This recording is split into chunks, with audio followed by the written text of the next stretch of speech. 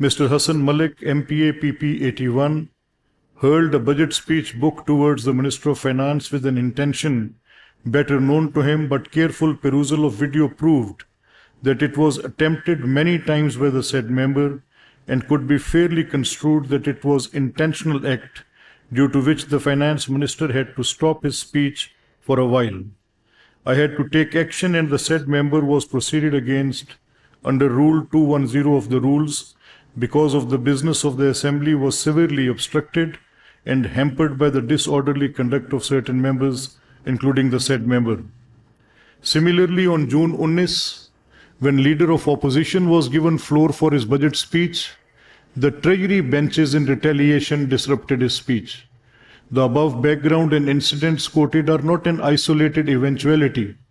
Last year, we witnessed similar disorderly conduct when the Leader of the House, Chief Minister's speech was disrupted to such an unprecedented extent that was never seen in the House before. Such behavior undermines the fundamental principle of respect for parliamentary leadership, whether from the Treasury or opposition, and decorum within this organization.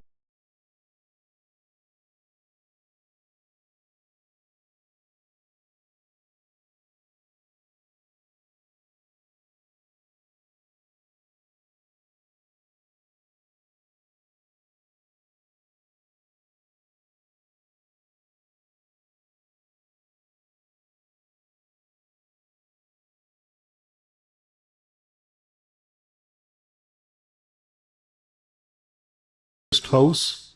Unfortunately, whenever disorderly or disruptive behavior by any member across the aisle is pointed out, it is often defended under the pretext of right to protest emanating from the fundamental right of freedom of speech and expression secured by Article 19 of the Constitution. It is imperative that this argument is addressed head-on, clarifying once and for all through this ruling that while the right to protest is integral to democracy, it cannot override the need for orderly conduct or justify disrespect toward leadership of the House, especially the Leader of the House and Leader of Opposition during parliamentary proceedings. With this background, I, Malik Muhammad Ahmed Khan, Speaker in terms of powers vested in me under Rule 209A, rule as under. In Legislative House, it is primary responsibility of the Speaker to facilitate the functioning of House fairly in accordance with the rules laid. In a parliamentary democracy, the Speaker takes a cardinal position in the Assembly. Although he is elected as a nominee of a political party, it is assumed that he would conduct the business of Assembly as an impartial arbiter and shall manage the proceedings in line with the established norms of democracy. He is also required to effect the balance between the Treasury and the opposition benches. Since my first day in office as Speaker, I have always tried to maintain this balance, rather have given preference to opposition members over the Treasury benches in terms of taking Assembly business or giving floor to them. As I normally quote, the opposition has to have their say and the Treasury has to have their way by the strength of their majority. This has often resulted in the Treasury benches complain about my liberal stance towards the opposition. I gave them all the space for raising their issues in the House with full liberty and sometimes even beyond the permissible limits. But with utmost remorse, I feel that my leniency is not reciprocated. This adversely affects the functioning of the Assembly as well, less to say about what the chair says. The political right and fundamental right of association, expression, equality before law are expressively stipulated in the Constitution. No doubt that freedom of speech and expression are fundamental political rights secured by the right to protest emanates from these rights. However, like most fundamental rights, it is not an absolute right. It is subject to reasonable limitations imposed by law The Constitution itself imposes these limitations. For example, the preamble of the Constitution stipulates, wherein the principles of democracy and social justice as enunciated by Islam shall be fully observed, wherein shall be guaranteed fundamental rights, equality of status of opportunity before law, social, economic, and political justice, and freedom of thought, expression, belief, faith, worship, and association, subject to law and public morality. Article 19 of the Constitution provides, every citizen shall have the right to freedom, and there shall be freedom of the press subject to any reasonable restrictions imposed by law, and these are just two provisions giving the expression as fundamental right. Similarly, almost all other fundamental rights except the right to dignity secured by the Constitution are subject to reasonable limits imposed by law.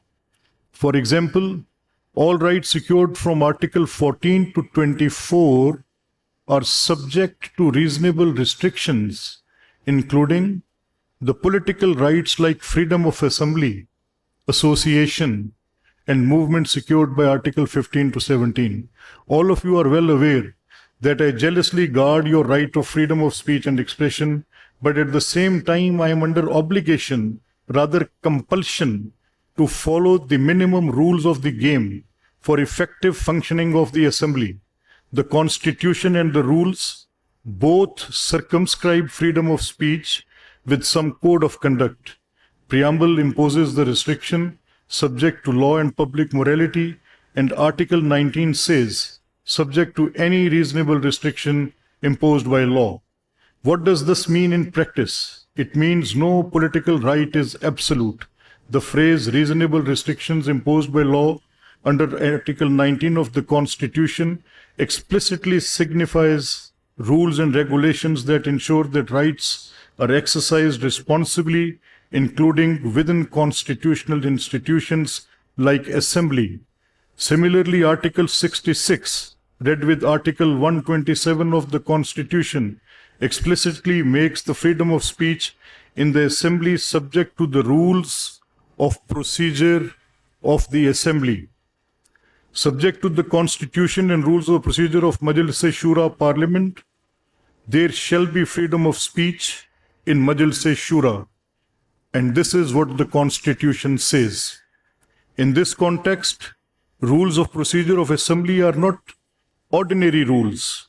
They are constitutional rules emanating directly from the constitutional mandate given to the legislatures under Article 67, read with Article 127 of the Constitution, which empower the House to frame rules regulating its procedure and conduct of business. Thus, within these walls of rules of procedure carry constitutional force and constitute the law regulating members' conduct and speech to preserve order and dignity. As Speaker and Custodian of this House, it is my duty to enforce these rules and to provide constitutional mechanism through which we balance each member's freedom of expression with the Assembly's collective need for civility, productivity, and orderly proceedings. We must remember that in any society, rights often come into conflict. Hence, there is a need of rules and norms to balance them. Think of it as an equilibrium of competing rights, one member's right to protest versus another's member's right to speak and to be heard, an individual's freedom of expression versus Assembly's duty to function efficiently, and ultimately the people's right to be represented through a House that conducts its business without chaos. As Clarence Darrow once said, you can only protect your liberties in this world by protecting the other man's freedom. Our constitutional courts have consistently upheld the necessity of balancing these competing rights. I'll walk you through the Superior Court's judgments. In PLD 224, Supreme Court 852, Supreme Court clearly observed the Article 19 does not take precedence over the dignity of a person secured by Article 14. Thus, the freedom of expression, although essential, does not eclipse another fundamental rights. Similarly, in Faizabad Dharna case, PLD 219, Supreme Court 318, the Supreme Court addressed the scenario where a political party's right to demonstrate and protest, while lawful in principle, became unlawful when it infringed upon the rights of others through destruction of property and disorderly conduct. The Supreme Court categorically held the right to assemble and protest was circumscribed only to the extent that if infringed on the fundamental rights of others. Applying this principle, hurling an object on another member in this assembly, as happened during the budget session, clearly transgresses permissible bounds of protest. In an earlier landmark judgment, PLD 1975 Supreme Court 1198, the Supreme Court elaborated eloquently on the boundaries of the free speech, stating, the concept of freedom of expression implies that every citizen is free to say or publish what he wants, to trample upon the rights of others. The Supreme Court, citing Blackstone, emphasized, every free man has an undoubted right to lay what sentiments he pleases before the public. To forbid this is to destroy freedom of press. But if he publishes what is improper, mischievous, disorderly, or illegal, he must take the consequence of his own temerity. Previously, in